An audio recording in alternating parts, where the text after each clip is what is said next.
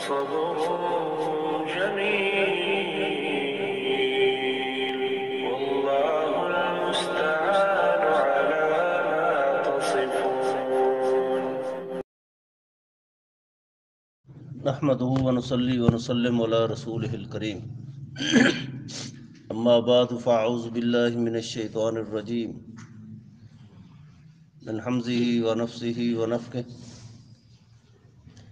ان الله لا يستحيي ان يضرب مثلا ما بعوضة فما فوقها فاما الذين آمنوا فيعلمون انه الحق من ربهم واما الذين كفروا فيقولون ماذا أراد الله بهذا مثلا يضل به كثيرا ويهدي به كثيرا وما يضل به إلا الفاسقين. کل کے درس میں اللہ رب العزت نے مومن مسلمانوں کو بشارتیں دیں جو خالص ایماندار بھی ہیں، مومن بھی ہیں. ایمان کے بعد وہ ہمیشہ نیک صالح اعمال کرنے کی کوشش کرتے ہیں، اپنے آپ کو گناہوں سے بچاتے ہیں، دور کرنے کی کوشش کرتے ہیں. اس کی کچھ تفصیلات ہم نے پڑھی سنی.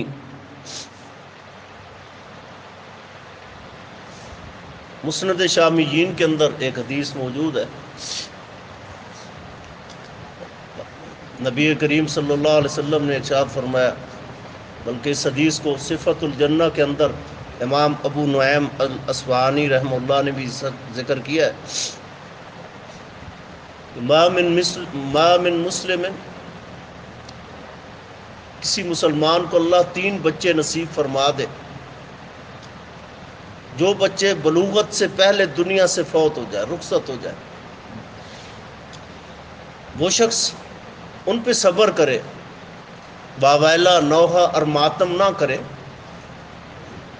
تو اس کے مرنے کے بعد اللہ اس کا ٹھکانہ جنت کے اندر بنا دیتے. بظاہر تو یہ ایک مشکل مرحلہ ہے، بڑا صبر آزما مرحلہ ہے کہ اللہ ایک شخص کو 3 بچے بچیاں نصیب فرمائے اور تینوں بچپن کے اندر فوت ہو جائیں بلوغت سے پہلے. وہ اس پہ صبر کرتا ہے، تحمل مزاجی کا مظاہرہ کرتا ہے، حلم اور بردباری کا مظاہرہ کرتا ہے، تو اللہ اس کے بدلے میں اسے مرنے کے بعد جنت کا داخلہ نصیب فرما دیتے. پہلے اللہ نے کافروں کا تذکرہ کیا، پھر مومنوں کا تذکرہ کیا. اس آیت مبارکہ میں فرمایا ان اللہ لا یستحیی، ان اللہ بے شک اللہ لا یستحیی نہیں خوف محسوس کرتا، ان یضرب مثلا یہ کہ وہ بیان فرمائے مثالیں، ما بعوضۃ ایک چھوٹے سے مچھر کی، فما فوقہا یا اس سے بھی کم تر، فاما الذین آمنوا پس رہے وہ لوگ، آمنوا جو ایمان لے آئے، فیعلمون پس وہ جانتے ہیں، انہ الحق کہ بے شک حق، من ربہم ان کے رب کی طرف سے ہی ہے، واما الذین اور وہ لوگ، کفروا جنہوں نے کفر کیا، فیقولون پس وہ کہتے ہیں، ماذا کیا، اراد اللہ اللہ ارادہ فرماتے ہیں، بہذا مسئلہ ان چیزوں کے ساتھ جو مثالیں اللہ دیتے ہیں اس کے ساتھ اللہ کیا ارادہ رکھتے ہیں. یضل بہ کثیرا اس کے ساتھ بہت ساری دنیا کو جادہ مستقیم سے بھٹکا دیتے ہیں، ویہدی بہ کثیرا بہت سارے لوگوں کو ان مثالوں کے ساتھ اللہ ہدایت بھی نصیب فرما دیتے ہیں. وما یضل بہ الا الفاسقین گمراہ تو اسی کو کرتے ہیں نا، منافق ہوں، مشرک ہوں، کافر ہوں، جن کے ارادے درست نہیں ہیں، نیتیں درست نہیں ہیں، جو اتباع کا ارادہ نہیں رکھتے، کسی قرآن مجید کی ان مثالوں کو پڑھ کر جو ہے وہ گمراہی اور تباہی اور بربادی کی طرف چلے جاتے ہیں. حق کی بات کرنا، حق کی توضیح اور وضاحت کرنا، یا اللہ رب العزت کا ان چھوٹی چھوٹی چیزوں کی مثالیں بیان کرنا، کبھی مکڑی کی مثال دی، کبھی چھوٹی سی مکھی کی مثال دی کہ اگر یہ تمہارے بتوں کے اوپر بیٹھ جائے، انہوں نے مشکلیں کیا حل کرنی ہے، تمہاری حاجتیں کیا پوری کرنی ہے، اگر ان مزاروں کے اوپر، ان کی قبروں کے اوپر چھوٹی سی مکھی بیٹھ جائے تو یہ اس کو ہٹانے کی طاقت نہیں رکھتے۔ وہ مشکل کشا کیسے ہو سکتے ہیں، حاجت روا کیسے ہو سکتے ہیں، جو ایک مکھی اگر بیٹھ جائے وہ مکھی بھی اپنے جسم سے ہٹانے کی طاقت نہیں رکھتے۔ آپ نے کتنے لوگوں کو دیکھا ہوگا جو آخری عمر میں مفلوج ہو جاتے ہیں اعضاء، ان کے جسم پہ اگر مکھی بیٹھ جائے وہ مکھی اٹھانے کی طاقت نہیں رکھتے، لوگ سمجھتے ہیں بہت پہنچے ہوئے ہیں۔ اللہ تعالیٰ یہ چھوٹی چھوٹی مثالیں جو بیان فرماتے ہیں، جب مکھیوں کی مثال اللہ نے بیان فرمائی، مکڑی کی مثالیں اللہ نے بیان فرمائی، تو یہ کفار اور مشرک کہنے لگے کہ اللہ یہ چھوٹی چھوٹی مثالیں جو ہیں ذکر کرنے کا اللہ کیا ارادہ رکھتے ہیں، ان چھوٹی چھوٹی مثالوں سے اللہ کیا سمجھانا رکھتے ہیں، یہ تو ہمارے اللہ کی شایان شان ہی نہیں ہے، یہ اللہ کی عظمت کے منافی لگتی ہے، اس کے جلال اور قدرت کے منافی لگتی ہے۔ تو اللہ نے کہا ان اللہ لا یستخشی ان یضرب، اللہ تو شرم محسوس نہیں کرتے، اللہ کو کوئی خوف نہیں ہے کہ یہ چھوٹی چھوٹی مثالیں بیان پر۔ مخلوقات میں 96,000 سے زائد جو مخلوقات ہیں، ان میں سے سب سے چھوٹی مخلوق جو ہے یہ مچھر ہے، سب سے چھوٹی مخلوق یہ مچھر ہے۔ اللہ نے اس چھوٹی سی مثال بیان فرمائی، ان اللہ لا یستخشی ان یضرب مثلا ما بعوضۃ۔ پہلے اللہ نے منافقین کے بارے میں 2 مثالیں بیان فرمائی، استوقد نارا ایک وہ بیان فرمائی، او کصیب من السماء فی ظلمات ورعد وبرق دوسری مثال بیان فرمائی۔ جب یہ 2 مثالیں منافقین کے بارے میں ذکر کی تو انہوں نے کہا کہ یہ اللہ تعالیٰ جو ہے یہ چھوٹی چھوٹی جو مثالیں ذکر کر رہے ہیں، ان سے اللہ چاہتے کیا ہے؟ تو اللہ نے کہا یہ ہمارے اللہ کی شایان شان نہیں ہے۔ تو اللہ نے کہا نہیں، ان اللہ لا یستخشی ان یضرب مثلا ما بعوضۃ، حق کی بات ہو، دین کی بات ہو، شریعت کی بات ہو، اسے کھول کر بیان کرنا جو یہ حیا کے منافی نہیں ہے۔ جیسا کہ صحیح بخاری کے اندر حدیث آتی ہے، مسلم کے اندر آتی ہے، سنن کبریٰ کے اندر اور بہت ساری کتب حدیث کے اندر آتی ہے کہ سیدہ ام سلیم بنت ملحان رضی اللہ تعالی عنہ نبی کریم صلی اللہ علیہ وسلم کے پاس تشریف لائی۔ ایک روایت کے مطابق سیدہ عائشہ وہاں تشریف فرما تھی ام المؤمنین، دوسری روایت کے مطابق سیدہ ام سلمہ جو ہے رضی اللہ تعالی عنہ وہ تشریف فرما تھی۔ اس عورت نے آ کر، سیدہ ام سلیم نے آ کر نبی رحمت صلی اللہ علیہ وسلم سے ایک مسئلہ پوچھا جو بڑا حساس مسئلہ تھا، بڑا سینسٹیو مسئلہ تھا، اور عورتوں کے ساتھ خاص مسئلہ تھا کہ یا رسول اللہ علیہ وسلم، اگر عورت جو ہے صبح اٹھے بالفرض اور اس کی شلوار پہ یہ نجس مادے کے قطرات موجود ہوں تو کیا اس پر بھی غسل ہے؟ نبی رحمت صلی اللہ علیہ وسلم فرمایا ہاں اس پر غسل فرض ہے۔ تو سیدہ عائشہ رضی اللہ تعالی عنہا نے پوچھا اللہ کے حبیب، کیا عورت کو بھی احتلام ہو جاتا ہے؟ عورت اگر رات سوئے تو کسی وجہ سے کیا اس کے اندر سے بھی یہ مادہ خارج ہو جاتا ہے؟ اللہ کے پیغمبر نے کہا کیوں نہیں، اگر یہ مادہ نہ ہوتا تو ایک بچہ جو ہے وہ اپنے والدہ کے، اپنی ماں کے مشابہ کیسے ہو جاتا ہے؟ ظاہر ہے ماں کے مشابہ تب بھی پیدا ہوتا ہے نا، اسی کی وجہ سے۔ تو اس وقت اس عورت نے سب سے پہلے سوال کرنے سے پہلے کیا کہا؟ ان اللہ لا یستخشی من الحق۔ یا رسول اللہ صلی اللہ علیہ وسلم، میں ایک مسئلہ پوچھنا چاہتی ہوں جو بڑا حساس سا مسئلہ ہے اور عورتوں کے ساتھ خاص مخصوص مسئلہ ہے، لیکن اس بنیاد پہ کہ اللہ حق بیان کرنے سے شرماتے نہیں ہیں، دین کے اندر جھجک اور ہچکچاہٹ نہیں ہوتی، اس لیے میں آپ سے مسئلہ پوچھنا چاہتی ہوں۔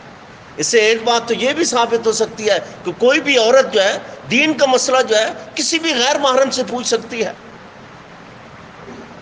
دین کے اندر جو ہے وہ ہچکچاہٹ نہیں ہونی چاہیے اور شرم و حیا نہیں ہونا چاہیے، ورنہ شرم کے مارے جب تک آپ دین نہیں پوچھیں گے، شریعت کے متعلقہ مسائل نہیں پوچھیں گے، آپ اس میں عمل پیرا کیسے ہوں گے؟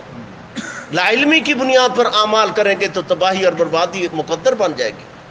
اللہ رب العزت نے ان اللہ لا یستخشی ان یضرب، یہ میرے اللہ کے شان کے منافی چیزیں نہیں ہیں کہ چھوٹی چھوٹی چیزوں کی مشابہت ہے، چھوٹی چھوٹی چیزوں کی مثالیں ذکر کریں، چاہے مکھی کی مثال دے، مکڑی کی مثال دے، یا اس چھوٹے سے مخلوق، سب سے چھوٹی مخلوق جو ہے یہ مچھر کی مثال دے۔ اور آپ کو پتہ ہے، آپ کے علم میں ہونا چاہیے، ائمہ محدثین مفسرین نے لکھا ہے کتب تفاسیر کے اندر جو ہے کہ یہ اس کی مثال اس لیے ذکر کی ہے، یہ مچھر جو ہے جب تک بھوکا رہتا ہے زندہ رہتا ہے، اور جب یہ سیر ہو کے کوئی شے کھا لیتا ہے تو فوراً مر جاتا ہے۔ مچھر کے اندر جو ہے یہ صفت اللہ نے رکھی ہے، جب تک یہ بھوکا رہتا ہے ہمیشہ جو ہے وہ زندہ رہتا ہے، اور جیسے کوئی شے کھا لیتا ہے سیر ہو جاتا ہے اسی وقت فوراً مر جاتا ہے۔ اسی طرح یہ منافق اور کافر جو ہے جب دنیا کے آسائشوں کے ساتھ جو ہے اپنے پیٹ بھر لیتے تھے، آسائشوں کے اندر جو ہے عیش و عشرت کے اندر جب پڑ جاتے تھے اور بھوک ختم ہو جاتی تھی، پیاس ختم ہو جاتی تھی، سیر ہو جاتے تھے، اپنے پیٹ بھر لیا کرتے تھے، اس وقت فوراً ہلاک ہو جاتے تھے، تباہ و برباد ہو جاتے تھے۔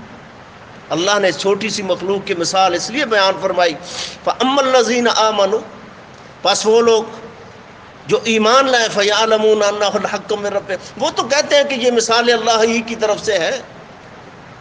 جو مومن مسلمان ہیں، صحیح العقیدہ لوگ ہیں، اللہ پہ توکل یقین کرنے والے لوگ ہیں، وہ تو فوراً یہی کہتے ہیں کہ یہ اللہ ہی کی طرف سے ہے۔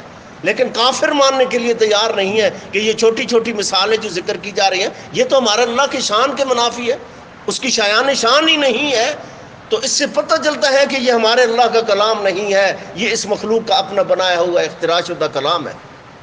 مومن کہتے تھے کہ یہاں ان کو یقین تھا، انہ الحق من ربہم، یعلمون انہ الحق من ربہم، ان کا یقین ایمان تھا کہ یہ اللہ ہی کی طرف سے۔ واما الذین کفروا فیقولون، جو لوگ کافر تھے، حالت کفر کے اندر تھے، حالت نفاق میں تھے، وہ کہتے تھے ماذا اراد اللہ بہذا مثلا، یہ چھوٹی چھوٹی چیزوں کو ذکر کر کے اللہ چاہتے کیا ہے، کیا ذکر کرنا چاہتے ہیں؟ یضل بہ کثیرا، بعض دفعہ یہ چھوٹی چھوٹی جو مثالیں تھیں، جو اہل ایمان تھے ان کا ایمان یہ مثالیں سن کر بڑھ جاتا تھا، وہ ہدایت کے رستے پہ گامزن ہو جاتے تھے، اور کافر جو ہے یہ چھوٹی چھوٹی مثالیں سن کر سمجھ کر جو ہے جادہ مستقیم سے بھٹک جاتے تھے تو کفر کے اندر چلے جاتے تھے۔ یہدی بہ کثیرا وما یضل بہ الا الفاسقین، یہ جو ضلالت ہے، گمراہی ہے، اس لیے تو نبی کریم صلی اللہ علیہ وسلم دعا فرماتے تھے اللہم اہدنی فی من ہدیت وعافنی فی من عافیت وتولنی فی من تولیت وبارک لی فی ما آتیت وقنی شر ما قضیت انک تقضی ولا یقضی علیک انہ لا یذل من والیت ولا یعز من عادیت۔ جس کو اللہ گمراہ کر دے کائنات کی کوئی ہستی جو ہے اسے ہدایت نہیں دے سکتی، اور جسے اللہ ہدایت کی دولت سے مالا مال فرما دے کائنات کی کوئی ہستی اسے تباہ و برباد اور گمراہی کے رستے پہ نہیں گامزن کر سکتی۔ یہ میرے اللہ کی شان ہے۔ جو کافر تھے یہدی بہ کثیرا وما یضل بہ الا الفاسقین، اسی قرآن کو پڑھ کے آپ دیکھتے نہیں ہیں بہت سارے منکر بن جاتے ہیں، بہت سارے لوگ تباہ و برباد ہو جاتے ہیں، جو اس کلام مجید فرقان حمید کو اللہ کے پیغمبر کی حدیث کی روشنی میں سمجھتے ہیں، صحابہ کے آثار کی روشنی میں سمجھتے ہیں، ائمہ محدثین کے فہم کے مطابق قرآن کو سمجھنے کی کوشش کرتے ہیں، وہ ہدایت کی دولت سے مالا مال ہو جاتے ہیں۔ اللہ انہیں ہدایت نصیب فرما دیتا ہے جو اپنی عقل کی بنیاد پر، اپنی سوچ اور فکر کی بنیاد پر قرآن کو سمجھنے کی کوشش کرتے ہیں، حدیثوں کا بھی انکار کر دیتے ہیں، صحابہ کی شان کے اندر گستاخی کرتے ہیں، ائمہ محدثین سلف صالحین جو ہیں ان کے آثار کا مذاق اڑاتے ہیں، اور تباہی اور بربادی ان کا مقدر بن جاتی ہے۔ فسق کس کو کہتے ہیں؟ فاسق کون ہوتا ہے؟ فسق کا معنی ہے کسی چیز سے باہر آ جانا، نکل آنا۔ جس طرح یہ آپ دیکھیں نا، یہ کھجور کی گٹھلی ہوتی ہے، یہ بھی فسق ہے کہ جب آپ اس سے اوپر سے کھجور ختم کر دیں گے، اتار دیں گے، جب یہ نکل آئے گی تو آپ سمجھیں گے یہ فسق ہے۔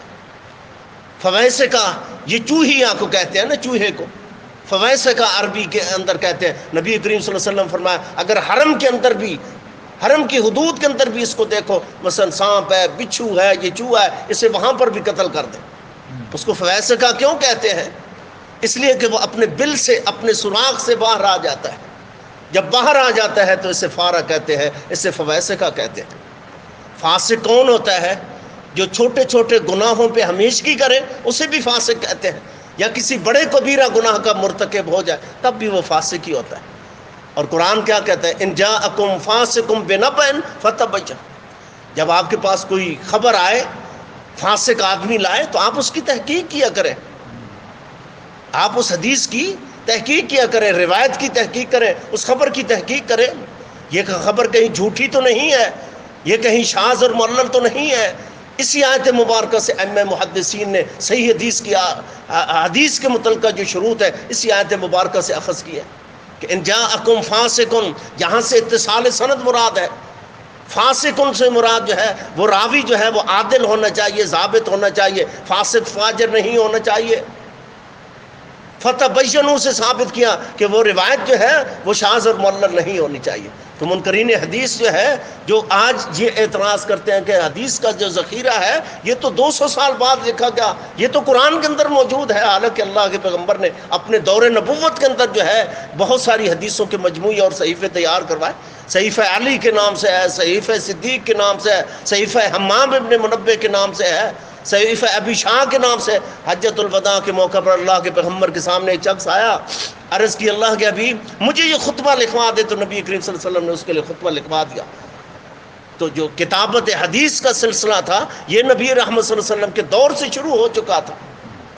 تو فاسق کس کو کہتے ہیں؟ کسی چھوٹے گناہ پہ ہمیشگی کرتا رہے وہ بھی فاسق ہوتا ہے، یا کسی بڑے گناہ کا ارتکاب کر لے تو اسے بھی فاسق ہی کہتے ہیں۔ اس فاسق سے مراد جو ہے منافقین بھی ہو سکتے ہیں، اس کافر سے مراد جو ہے بعض مفسرین نے خارجی بھی لکھے ہیں، والخوارج کلاب النار۔ نبی رحمت صلی اللہ علیہ وسلم فرمایا، صحیح مسلم کی حدیث ہے، قیامت کے دن جب جہنمی جہنم کے اندر جائیں گے چیخیں گے چلائیں گے، لیکن خارجی وہ بدترین لوگ ہیں جو اللہ کی جہنم کے اندر چیخیں چلائیں گے نہیں بلکہ کتوں کی طرح بھونکتے نظر آئیں گے۔ اس قرآن کا جب مذاق کیا جائے، اس قرآن کو اس طرح نہ سمجھا جائے جس طرح اللہ کے پیغمبر نے سمجھا، صحابہ نے سمجھا، تابعین نے سمجھا، ائمہ محدثین مفسرین نے سمجھا، جب ہم قرآن کو اس طرح سمجھنے کی کوشش نہیں کریں گے پھر تباہی اور بربادی ہمارا مقدر ہو جائے گی۔ بہت سے عقل پرست لوگ تھے جنہوں نے اپنی عقل کی بنیاد پر جو ہے عجیب و غریب تعویلیں کی، تعریفیں کی، عجیب و غریب مسئلے استنباط کرنے کی کوشش کی، اور تباہی اور بربادی ان کا مقدر بن گئی، جادہ مستقیم سے بھٹک گئے، ہمیشہ کے لیے تباہ و برباد ہو کر کفر کے اندر داخل ہو گئے۔ وَمَا يُضِلُّ بِهِ إِلَّا الْفَاسِقِينَ۔ اس لیے اللہ رب العزت نے کلام مجید کے اندر فرمایا وَمَا يُضِلُّ بِهِ، اس کے ساتھ وہ اسی کو گمراہ کرتا ہے، تباہ و برباد کرتا ہے جو فاسق ہوتا ہے۔ فاسق جو ہے چھوٹے گناہ پہ ہمیشگی کرتے رہیں تب بھی آپ فاسق ہیں، اگر کسی بڑے گناہ کا ارتکاب کریں تو تب بھی آپ فاسق ہو جاتے ہیں۔ نبی رحمت صلی اللہ علیہ وسلم کی حدیث بھی ہے، سباب المسلم فسوق، کسی مسلمان کو گالی دینا جو ہے، یہ بخاری مسلم کی حدیث ہے، کسی بھی مسلمان کو آپ گالی دیتے ہیں آپ فاسق بن جاتے ہیں۔ تو قرآن تو کیا کہتا ہے وَمَا يُضِلُّ بِهِ إِلَّا الْفَاسِقِينَ۔ اس فسق سے بچنے کی کوشش کریں۔ وَقِتَالُهُ كُفْرٌ، اگر کسی مسلمان کو آپ ناحق قتل کر دیتے ہیں تو آپ کفر کے اندر داخل ہو جاتے ہیں۔ اور السنہ کے اندر جو ہے ابو بکر بن خلال رحمہ اللہ نے اس حدیث کے اندر تھوڑا سا اور بھی اضافہ ذکر کیا، وَلَا يَحِلُّ لِمُسْلِمٍ أَن يَهْجُرَ أَخَاهُ 3 أيام، کہ کسی مسلمان کے لیے یہ بھی جائز نہیں ہے، وہ بھی شخص فاسق ہو جاتا ہے جو شخص جو ہے اپنے بھائی سے کسی بھی شرعی عذر کی بنیاد پر نہیں، کسی ذاتی انا کی بنیاد پر 3 دن سے زیادہ کلام بند کر دی۔ نبی رحمت صلی اللہ علیہ وسلم کی یہ حدیثیں بتاتی ہے کہ قرآن کی اصل تفسیر کیا ہے، کہ قرآن اللہ رب العزت نے یہ چھوٹی چھوٹی جو مثالیں بیان فرمائی ہے اس میں ہمارے لیے بڑی عبرتیں ہیں، بڑے سبق ہیں۔ اگر ہم سمجھنے کی کوشش کریں ان قصص کے اندر، ان آثار کے اندر جو ہے، ان چھوٹی چھوٹی مثالوں کے اندر جو ہے، اہل علم کے لیے، اہل عقل کے لیے، اہل دانش کے لیے جو ہے اللہ نے بڑی بڑی عبرتیں رکھی ہیں، بڑے بڑے سبق رکھے ہیں۔ مولا کریم سے دعا ہے اللہ رب العزت مجھے اور آپ کو کما کو اس پہ عمل کی توفیق نصیب فرمائے، زندہ رکھے کتاب و سنت پہ، موت نصیب فرمائے کتاب و سنت۔